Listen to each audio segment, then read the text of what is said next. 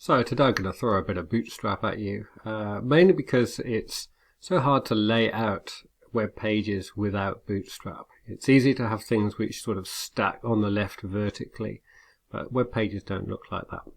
So I've gone into a brand new code pen here, go into the CSS settings, search for Bootstrap and select Twitter Bootstrap.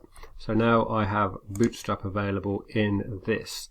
And what I'm going to do is I'm going directly to w3schools.com and I'm going to throw in a Jumbotron just to show you what's going on here. So Bootstrap is full of cool things which help layouts work, and the one that I like is what it says, a Jumbotron calling extra attention to special content or information. So quite often you'll have a Jumbotron at the top of your page. It shows you this. So a div is a box, a container as it were, so it divides the page up. That's why it's called a div. And inside this div, so we've got a div and then a / div, we've got just a heading and a paragraph. So let's throw those into our page, or that Jumbotron, see what we've got. And we've got that, which is quite nice. So let's just make it a little more relevant. Implications is what we've been looking at, and a little bit of text. You need to address implications when creating outcomes in digital technologies. You knew that anyway, didn't you? Is that spelled right? Technologies or something. I'm going to leave it. I like that. Anyway, so that's one thing that we've got straight away, pretty much for free. Just by having this class equals Jumbotron, we get all of this loveliness.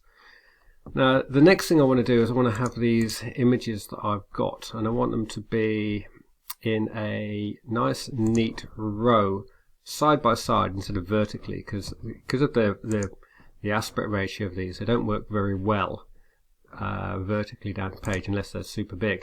So we're going to put them side by side. And again, I'm going to go back to the W3 Schools page, which is there. And I'm just going to look into the grid basic. So as it says, it's got this grid system. And without going into too much depth right now, there's 12 columns altogether. And we can, if we want to, specify how many of the columns any particular element uses. Or not. I'm just going to copy and paste this because it says I'm going to have a row with 3 columns in it. Grab that, back to CodePen, after my Jumbotron, and a little bit of content. So img src equals, where is my image? Here's one of them. Oh no, here's one of them. Control C. Back to here, Control V, and close that bracket.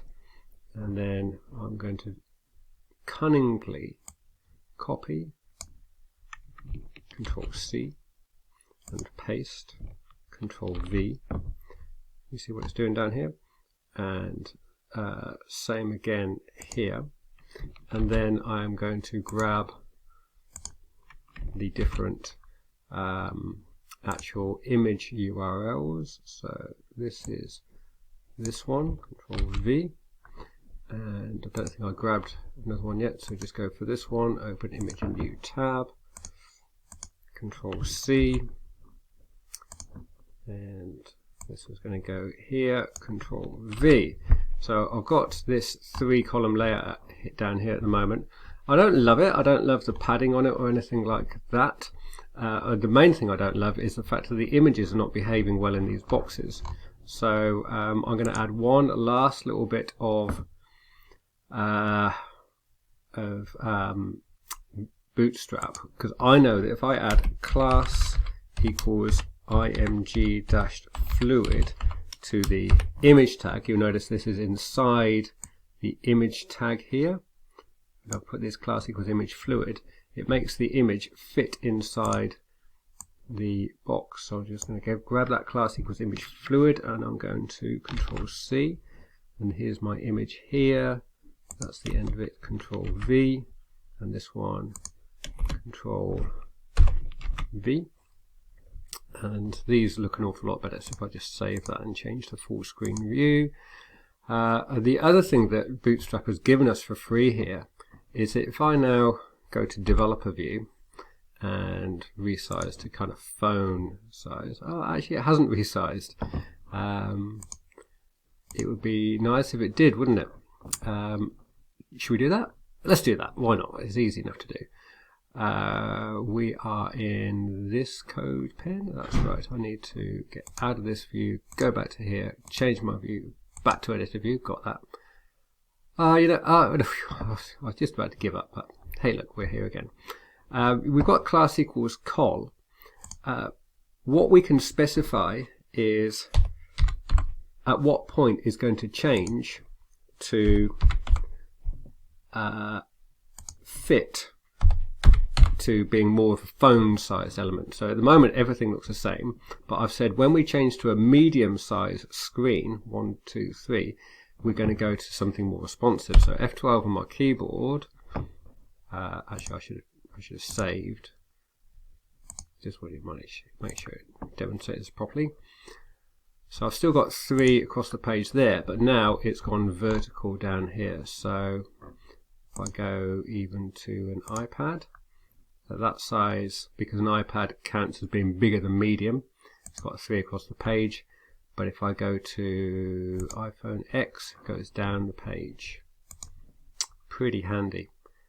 That's plenty. Use those elements to get the images into your implications CodePen page. If you feel like doing more, then there's heaps more along here. Carousels, for instance, are really cool. Cards, I love cards, they're really nice. You could put spinners in if you want. They're kind of cheesy. Yeah, that kind of thing. So feel free to add those. But if you can get a page that looks decent with Bootstrap by the end of this week, and get all your spelling correct as well, I'm good with that. I think we're in good shape for when we get to the web stuff, when we finish the database thing. All right.